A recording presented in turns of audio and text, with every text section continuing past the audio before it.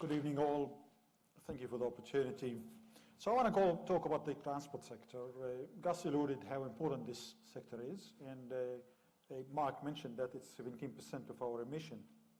So here's where the distribution of these emissions coming from, and you could see in here what we usually call low-duty vehicles. So these are small vehicles, and you could see that more than 50% of the emissions come from these. Interesting graph, if you look at the increase in sales of cars and big trucks and so on, somewhere around sort of the late 90s, somehow we loved our cars, and the increase in the number of small cars have, increased over anything else that we've done. And hence we ended up what we see in here, and hence you could see the emission from these cars is substantial as compared to everything else. The lighter colors is the projection 2017 to 2030, but you could see how, for example, pickup trucks are going to be more than normal cars, so there's some projection for alternatives. So if this is the problem and we want to try and resolve it, and again it's 17% of our emission, what are we going to do about it? And here are some options we are already doing or we could do. The first thing is the hybrid cars, Prius or Camry, or there's others as well. And the other is using renewable fuels. So a hybrid car is simply one which has a normal engine, petrol engine, diesel for that matter, and then a set of batteries. And these batteries are used in urban environments. The other part is to use renewable fuels, ethanol. Today you could buy what's called E10 here in Adelaide. So basically 10% ethanol, and we produce 250 million litres a year, mostly from sugarcane.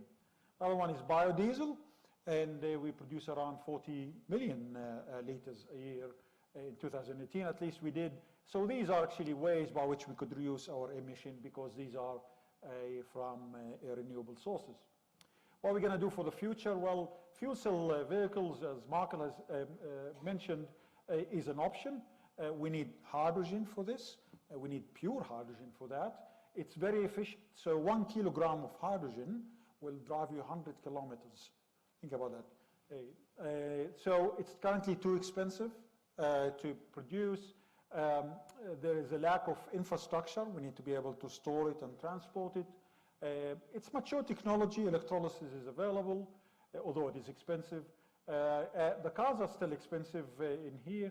And then you could have long distance range and heavy vehicles as well. Now this solution is a medium to long term. That's not something we're going to have tomorrow. The other more sort of immediate short terms are the electric vehicles. And there's two types. One is just batteries in there. Another is hybrid. In other words, you can have what's called plug-in. At home you could just plug it in overnight and charge the batteries, or you could run a normal petrol engine for this. So hybrid is the best of both worlds, and I'm predicting that this will be actually the car that most people want to buy, because you could take it in the weekend for a drive to the beach, but also you could drive it every day to work if you like. So you could charge it at night, off-peak, sort of cheap rate. It's efficient, highly efficient. Minimal infrastructure investment because we could charge it at home, but obviously we need other charging stations. And it's a short-term solution. We could do it tomorrow. Electric vehicle is just, as the name implies, you also refer to as EVs, but it's restricted to small vehicles, what's called low-duty vehicles. It's existing technology, very efficient. The cars are still expensive. I'll show you a figure later on. Charging infrastructure investment is needed. Limited range, that seems to be the problem in that, okay, driving more than 100 kilometers becomes a problem. And then we have issues with the recycling of the batteries. And again, this is a short-term solution. Here's a comparison between plug-in electric vehicles, between fuel cell electric vehicles, and normal what's called internal combustion engine.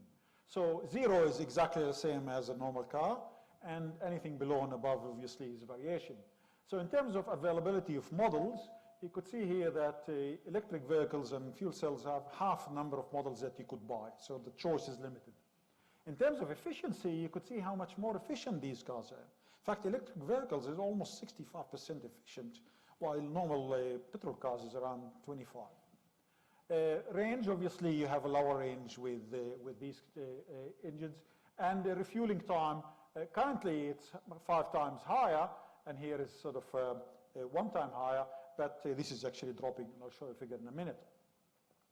So carbon neutral transport, then the cost, we could see that if we want to switch all our cars to be produced by hydrogen, then we need to increase our production of electricity by 60%, which is quite substantial. But if we switch only to electric vehicles, 15% increase. I mean, this 60% is 150 terawatt hour. This is a lot of electricity in a way.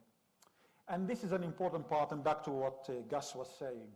If we to switch to electric vehicles, we need, all of our fleet, we need to increase the production of lithium 10-folds. This is 451 kilotons. 6 times more cobalt, 4 times more graphite production, 2.4 times of indium. Now, if you're producing a lot of CO2 out of that, then obviously we're saving in one place, but you're spending in another. Pathways, so this work we're doing, sorry Susan, I'm going over time. Greg Mather here is, I'm the last year. So photocatalysis using gold clusters would produce really cheap hydrogen, and we need that for fuel cells. Solar looping and molten metals, that's something Gus is working on. Solar thermal, and also effective batteries. That's it. Thank you. Well, I'm not sure what to do with this now, but Bassam has actually chosen 3 questions that he wants to answer, but you don't have 3 minutes to do it, so you can answer one of the questions. Okay. But the questions, you'll be pleased to know that he has chosen are, what are the barriers to increase the number of electric vehicles in Australia? Is the target of 50% EVs sold by 2030 realistic? And how batteries compare? Thank you. Which one? All. No, I'll stop me. So this is how many vehicles we have. We have 7,000 vehicles in Australia, 23 models, and 783 charging stations. We don't register here at all. We under the other. This is the price of vehicles as compared to normal cars. Electric vehicles on average around $16,000, $17,000 dearer than a normal car. So when we're saying let's switch to electric, we're going to pay a lot of money for that. Plug-in hybrid is sort of halfway. Actual hybrids is a little bit more. And then you see in here that sort of it's all merging in. I still have time. So this is what we could do. I won't stop it there. So this is basically policies that will help us get there. But here's where I think Labour got their numbers from, and also the coalition.